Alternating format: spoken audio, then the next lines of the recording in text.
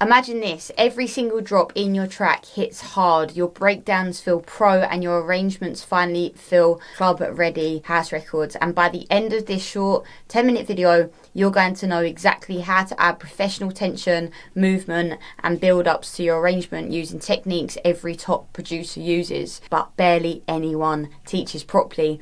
And the best part, it is so easy. You literally just follow along with me, step by step, copying what I do on my screen. You literally can't get this wrong. So let's dive in. Okay, so the first thing I want to do here is I actually want to highlight a whole bar before the drop and add a bit of silence there. Obviously I'm just highlighting this 56 to 57. This is a whole bar before the drop. Okay, we know this because here's our kick and we've got 4 kicks, so 4 beats in one bar.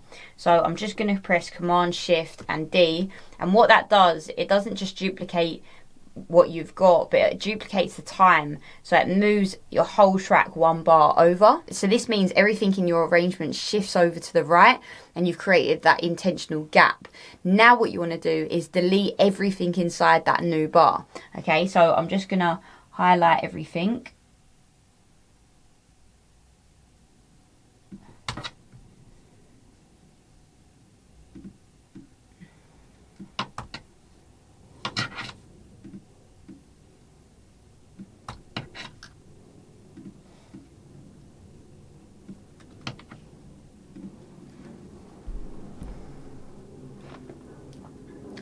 I've literally deleted everything, so all your drums, synths, vocals, if you've got some on the track, all gone. Now you've created silence before the drop. And why is this so powerful? Well, it gives the listener's ear a breath before you smack them with the drop. It builds so much more tension naturally, and every pro loves to do this. It's one of my favourite tricks when arranging, and if you just listen to it.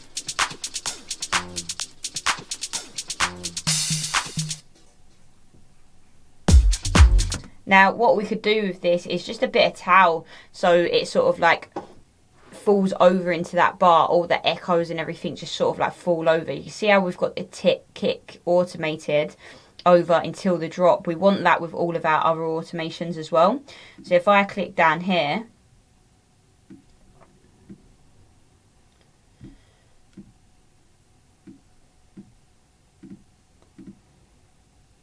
and find all my automations, we've got this. We want it just stopping before the bar. What I would do in this instance, so everything sort of like falls over, I'd actually put an echo or a bit of delay, dry and wet, on the full master. So we're sort of in the breakdown, sort of building up, everything's getting delayed, and then we're going to drop it all one bar before and have it tail over. So if we listen,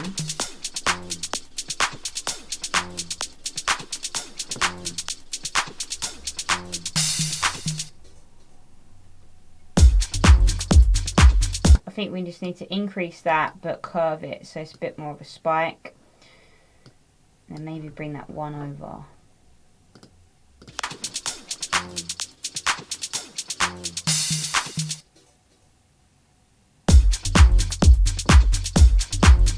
Now what we're going to do is make that silence feel intentional rather than just a bit empty. So the first thing I'm going to do is anything that I've automated, so I've automated this down here, I'm just going to make sure that the towel stops at exactly where the drop comes back in, so the towel actually goes over that silence. That's the first thing I'm going to do. Now what I'm going to do is add an echo and utility. So I'm going to grab this echo and I'm going to put it on my main elements that's playing before the silence. So it's usually like the synth, the lead, or some vocal chops or stuff like that. So in this instance we've got this sort of synth going on, but we've also got this synth as well. I actually think it sounds a bit messy with synth that we've duplicated up, so we're just going to take that synth away. I actually think the top loops sound a bit messy in the breakdown as well. So I'm just going to take that away.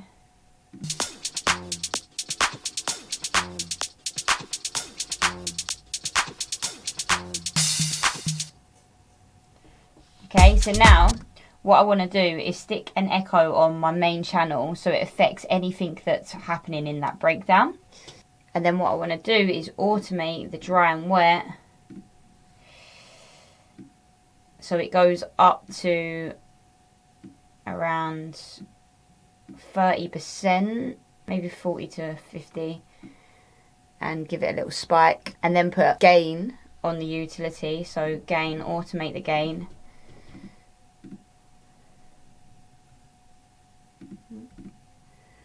Show automation. It's going on here. And then the same thing, we want the gain to go up. We want it slightly rising into the drop. And this just creates a little bit of towel that sucks the listener into the drop. It literally pulls the energy forward. You can also automate the filter inside echo for a bit of a whoosh effect, or automate the feedback for intensity. But just make sure it doesn't peak when you're doing that. So if I just...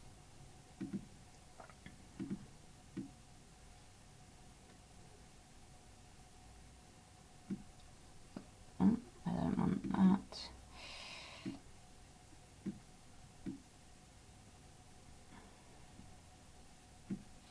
Like so. I like these on 1/16. And then I can automate the feedback as well. Just reckon around here.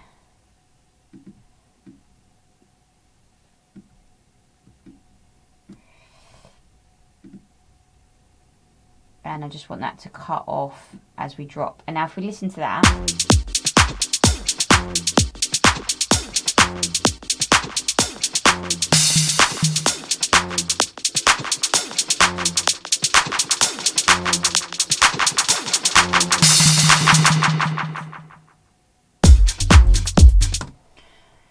There's a bit too much going on where it's echoing in the drums. It sounds way too messy. I think I'm just going to have it on the synth stabs and the synth. I just feel like it's way too messy with the drums. So I'm just going to group these. Synths. And then I'm just going to copy the effects that we put on the main channel. And then I'm just going to put it on the synths. And then delete it from the main channel. And then... just... yeah, so we've got the automation still on there.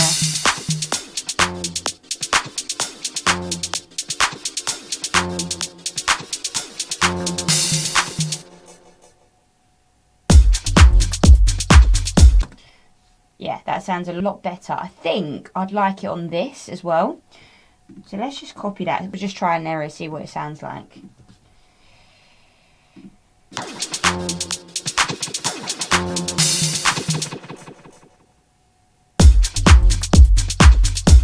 Much better.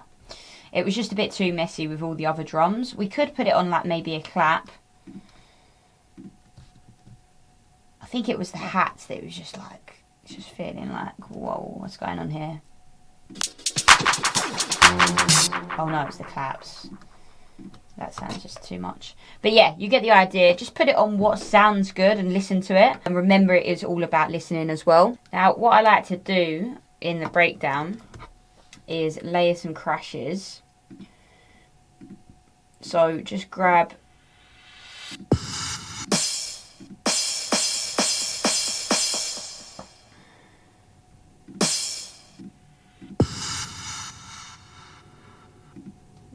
some normal crashes. This one will do.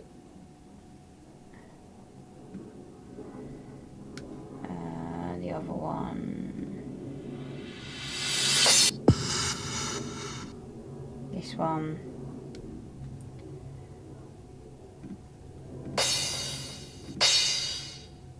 And this one. So we've got 2 or 3 crash samples here. Now what you can do is spread them across 4 bars or 8 bars just before the drop.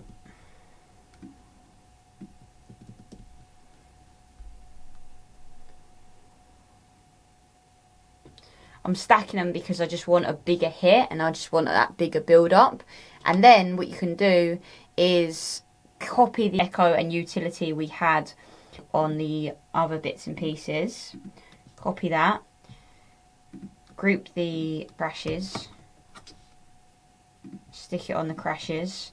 I'm grouping just to save CPU and doubling up my work. And then what I want to do is highlight everything, consolidate it, so Command J to consolidate it. And then I'm going to click into that, and what we're going to do is pitch bend it.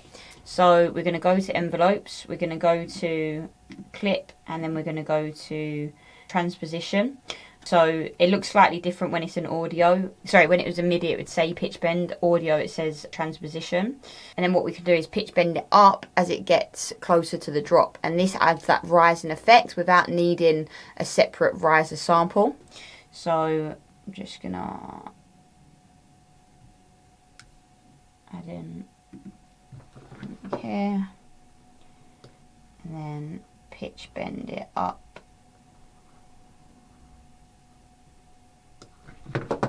We might not need the crashes layered. One might be enough. Let's actually listen just to this for now. Whoa, it needs to be turned down.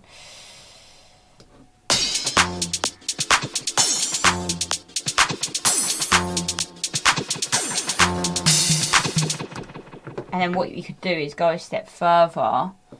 I'm actually going to get rid of this crash here and actually duplicate these crashes along like so.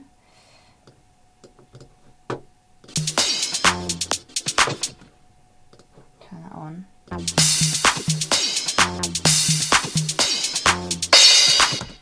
Oh.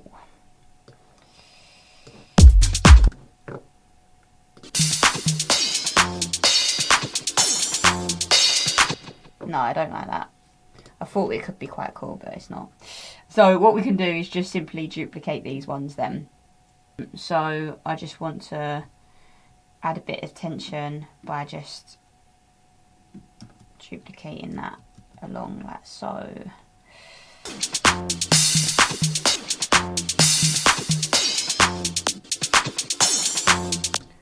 And we're gonna have to reconsolidate this. Command J. So we can add the pitch bend across the whole thing. So we want clip. I'm going to click on clip, then transpose, and then just transpose that up. I think go wild with it.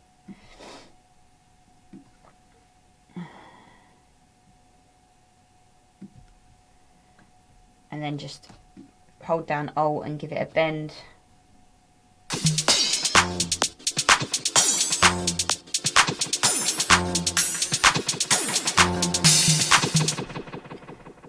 I actually want to duplicate that again. I'm gonna actually take off this crash, add it on. Was it that one?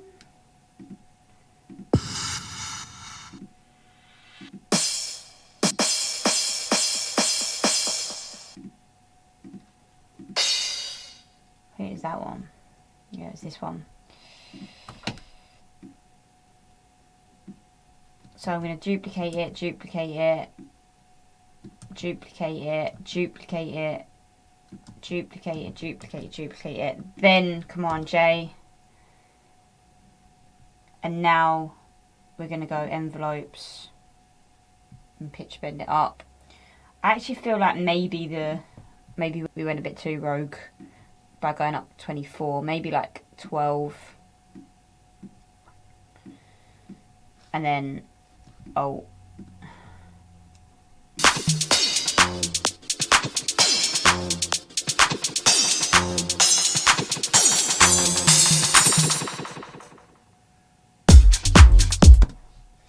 Maybe one more.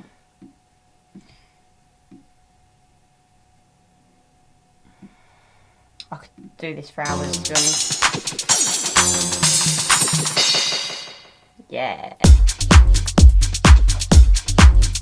Nice. Nice, nice, nice, nice, nice. I'd probably think about put in a saturator on that as well, just to give it a bit of drive. Not too much, but a little bit. Can't hurt anyone.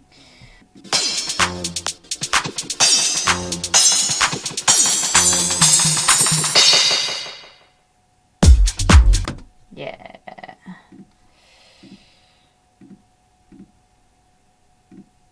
Did I put the... Oh, I've deleted the effects. Oh no, it's on this one, isn't it? Yeah, okay, cool.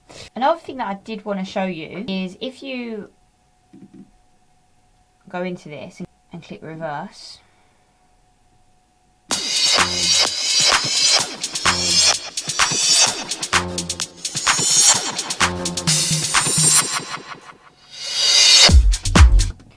You can get some cool effects by just reversing it. So I'm going to click undo because we've already sort of like doubled these up in that way. But if you just duplicated that down, you could have reversed that, then duplicated it all. So, like so.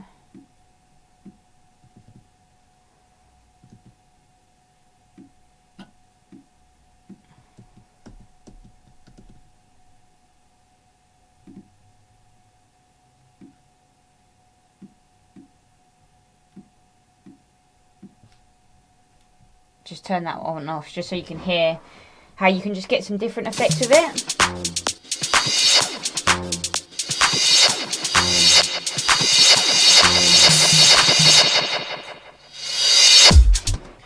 And then obviously pitch bend it. What you could do is consolidate this full thing, and then click on envelopes, click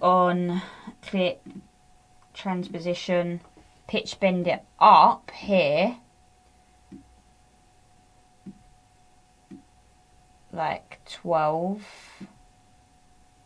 all the way, and then pitch bend it down on this last one, down 12, and have a listen to that.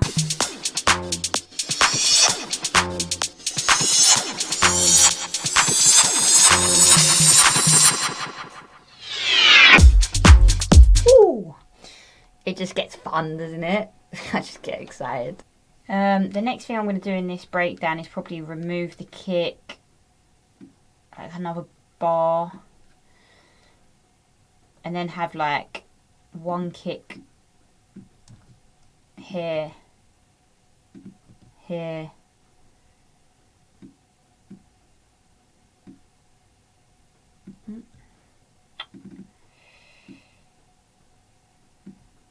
yeah, I think maybe like that.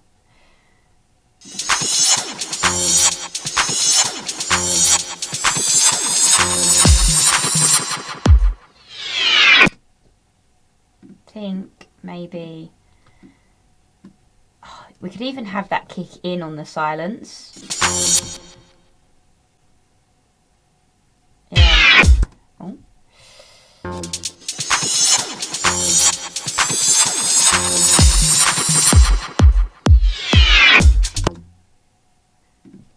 Maybe like so.